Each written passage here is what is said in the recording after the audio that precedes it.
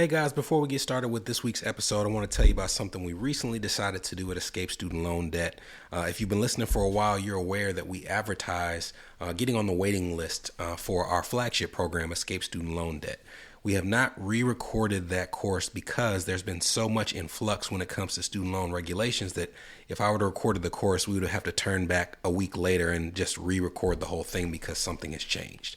That's leveling out a bit, so we are getting closer to being able to record that course. But in the interim, we're getting a ton of questions about people wondering what they should do with their student loans before payments start back in October. So we've decided that we're going to offer a live class where we're going to go through everything that you need to know before and during the transition into student loan payments restarting, covering everything from how to calculate your payment, how to change your payment, some of the ways that you can manipulate income-driven repayment plans, how to make sure that you are eligible for public service loan forgiveness, figuring out if you should even keep your loans with federal student loans, identifying your loan servicer. Everything we've talked about in brief segments on the podcast, we're going to cover in much greater detail in a live format. And I want to make sure that we incentivize those who are on our email list. So we're going to do that in a couple ways. The first is if you want to be a part of this, it's going to be an on-ramp to not just the transition into student loan repayments, but we're also going to be offering a membership and pre-purchases of the course for those who are interested. But we're going to offer deep discounts to the people who are actually on our email list. So there will be a link to purchase and be a part of the live course in the show notes. But if you are not already, I highly encourage you to get on our email list because we're going to give an email discount code just for those members. And this is going to be something that I think is valuable. So definitely recommend that you be in that number if you're worried about what student loan payments starting back up will do to your finances. We will make sure that it's beneficial to you. Going to be really laid back. We'll probably do it in a Zoom room session. You'll be able to not just hear some general things about student loans, but you'll be able to ask specific questions about your student loans. And I'll make sure that we get to your questions. And that's why we're making sure that we're doing this in an intimate setting. So I'm going to get into the episode now about what happens if you don't pay your student loans. But if you are interested in being in that number, get on our email list. We're going to release that discount code in the coming days, and you'll hear a lot more about that course to see if it's right for you. All right, let's get into it. Are your student loan payments or loan balances a major obstacle in your financial life? Then tune in and let's escape student loan debt. Hello, my name is Brenton Harrison of Escape Student Loan Debt and your host for the Escape Student Loan Debt podcast. I hope you guys had a good Labor Day weekend. As we get a little closer to student loan payments restarting in October, student loan interest actually started this month, we have more and more people who are asking questions about what happens if they don't make student loan payments. Some of these people are looking at the payment that they're due to make in October and they're saying, this is inconvenient. I don't want to make this payment. There are others who are saying, this is debilitating. I cannot make this payment. So what happens if I just don't? And to answer that question, you kind of have to go through what happens when you don't make payments in normal times versus what will occur if you don't make payments over the course of the next 12 months, because those are two different answers. So before the break, we're going to talk about what happens when you don't make payments in normal times. And then after the break, we'll talk about what happens over the course of the next 12 months. So typically what occurs when you don't make a student loan payment, a federal student loan payment, is you have to deal with these two different levels in terms of their importance or their weight. And those levels are delinquency and then at the top level, default. And there's a difference between what it means to be delinquent or in default with your student loan servicer and what it means to be in delinquency or default with a credit bureau, because those are two different things. Sometimes they work hand in hand, sometimes they're completely different. So we want to cover what that means. To be delinquent means that you have simply, in the eyes of your loan servicer, been a day late or more on your student loan payment. If you're following along with us on screen, we're reading straight from the Student Aid website. It says the first day, and the first day is in bold print. After you miss a student loan payment, your loan becomes past due or delinquent. Your loan remains delinquent until you repay the past due amount or make other arrangements, such as deferment or forbearance. but as soon as you pay, that status is removed and you are in good standing with your loan servicer. It also says on this page that if you're delinquent on your student loan payment for 90 days or more, your loan servicer will report the delinquency to the 3 major national credit bureaus. Here is the first instance of us seeing the difference between what it means to be delinquent with your credit bureau and delinquent with your student loan servicer. What they're describing is essentially a grace period, and many forms of debt have it. You can miss a credit card payment, but they may not report it until it's been 30 or 60 days. You can miss a mortgage payment. It might be a shorter period, but there's a period in time where your lender considers you late or in delinquency or default, but they may not yet have reported it to a credit bureau. With student loans, they're saying that grace period is 90 days. After 90 days, if you have not paid them what has been owed, then they will send a formal declaration that you are delinquent to Experian, Equifax, and TransUnion. Now, delinquency status is a big deal. It is literally like kind of a stamp when it comes to that particular debt. And especially when it comes to federal debt, we've talked about the report called the CAIVRS report, CAIVRS. And this is essentially a database that keeps up with how you're dealing with repaying federal debt that you've taken out. And if you have a delinquent status on your CAIVRS report, it can prevent you from getting other federal forms of financing. So it's a big deal, but that is delinquency status. Now, that second layer is default. That's the second level. Delinquency is after 90 days. Default is after 270 days, and this is terrible. When you have a federal student loan in default, one of the first things is you are now forbidden from getting new student loans from the federal government. So even if you're in school or trying to go back to school, you cannot sign up for another student loan while you have your current default status on your student loans. But that's like the smallest consequence of default. And they list them here, the consequences of default. Again, if you're following along with us on screen, once you're in default status, instead of that late payment being due, the entire unpaid balance of your student loan becomes immediately due. This concept is called acceleration. So before this period of time, maybe you missed 3 payments that were $100. It's going to show that you're $300 behind in your payments. Once you reach default status, if you have $100,000 in student loans, they're saying you immediately owe the entire $100,000. You can't go into deferment or forbearance on your student loans if you have a default status, so you can no longer use those options to pause payments. That default is reported to your credit bureau, which terrorizes your credit, and it can have a very long impact. And here are some of the other major things that many people don't realize, especially depending on the state in which you live. When you have defaulted student loans, this is sent to a collection agency, and that collection agency can look at what you owe, and some of the avenues that they have to receive payment is they can garnish your wages, so they can take money out of your paycheck and you have no say in the matter. They can garnish your tax refund, and they can garnish it until they have been repaid in full.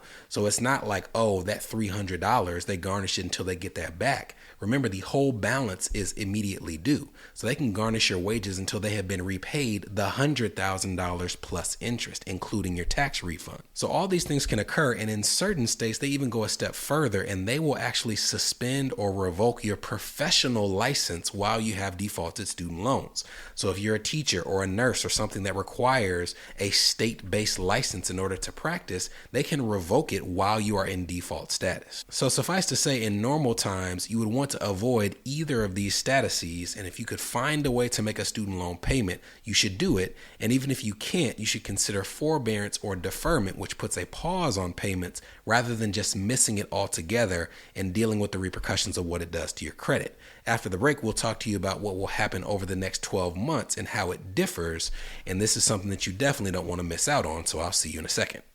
This is the Escape Student Loan Debt Podcast, a show for established professionals whose student loan payments or loan balances are impacting their marriage, their business, their credit, or their dream of achieving home ownership.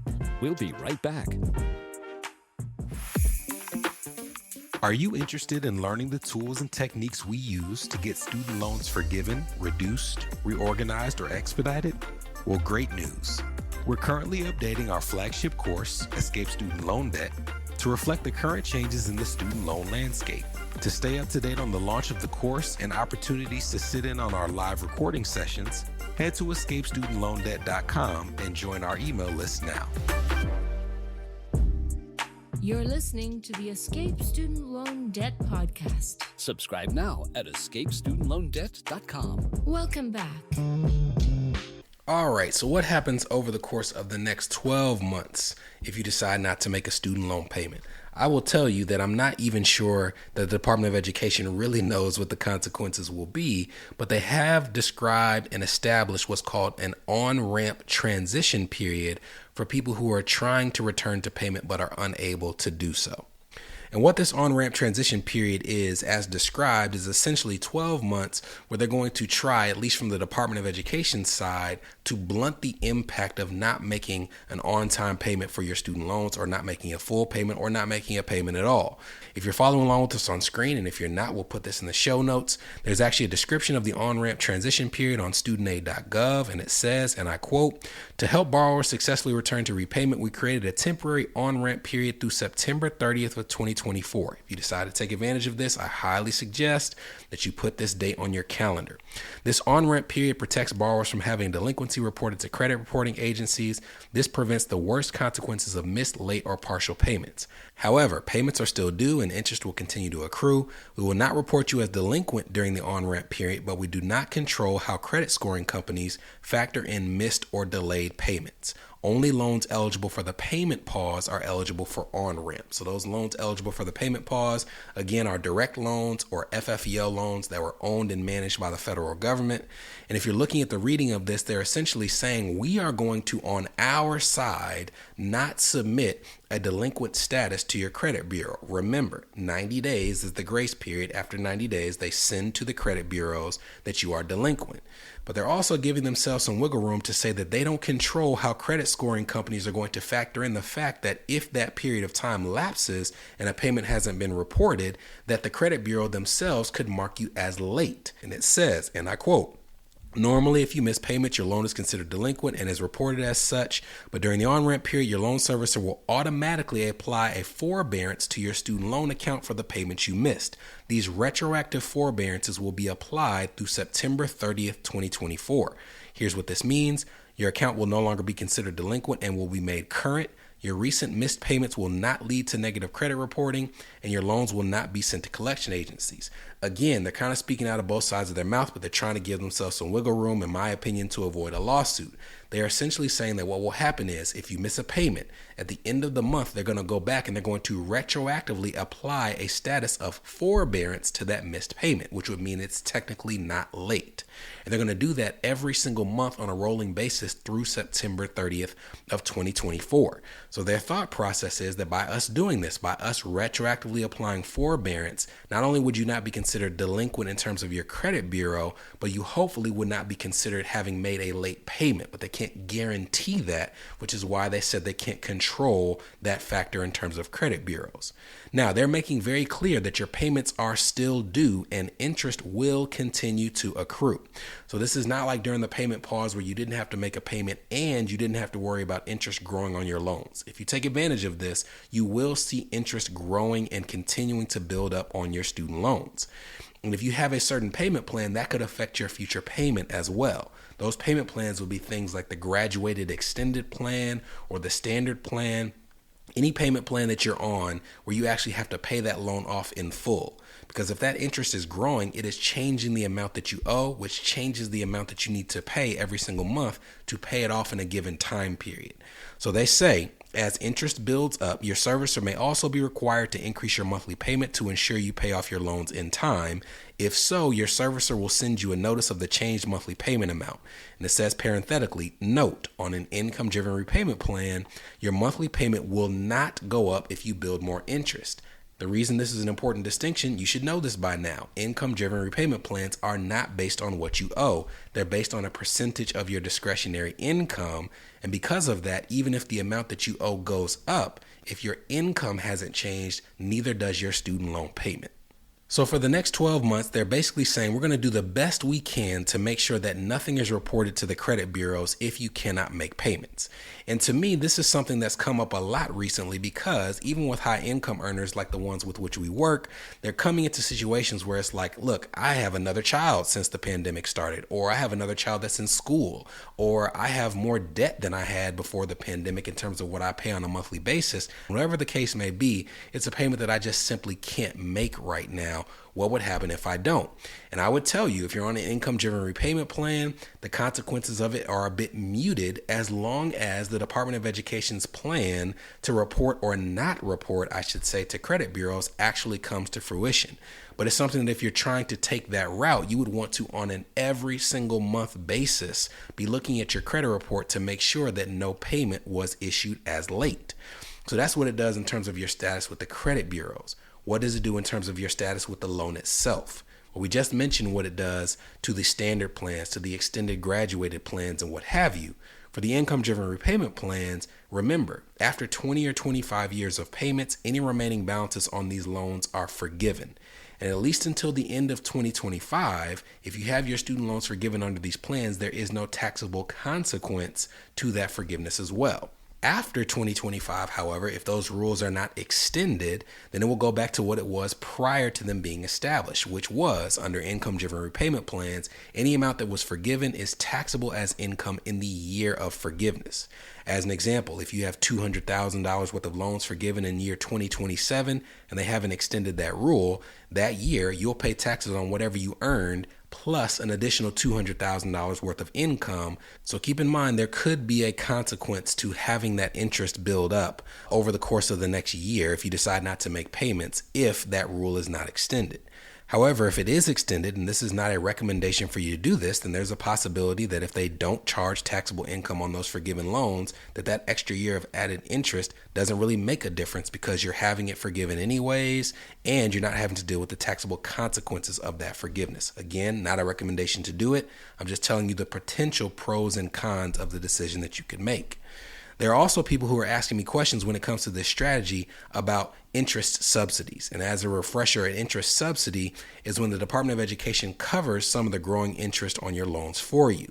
You've probably seen a lot of stuff in the news if you've been keeping up about student loans about the SAVE plan, which is an income-driven repayment plan that subsidizes 100% of the unpaid interest on your student loans. So if you're making payments, but it still leads to an extra $10,000 of interest, the Department of Education on this plan is covering it in full.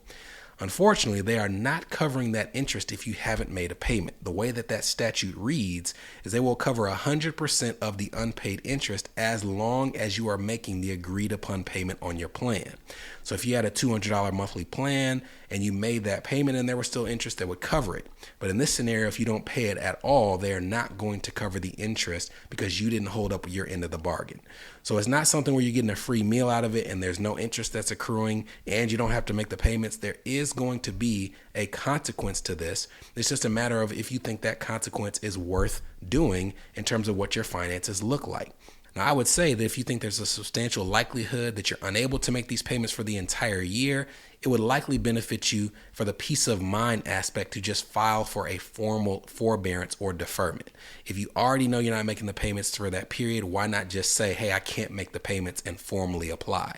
But if this is something where you're sitting there saying, I'm trying to do the best I can, but there's a possibility that during a month or two of this period that I wouldn't be able to make the payments, then this is something that is hoping to make sure that you're not punished in terms of your status with the credit bureau or the Department of Education as a result of that lapse.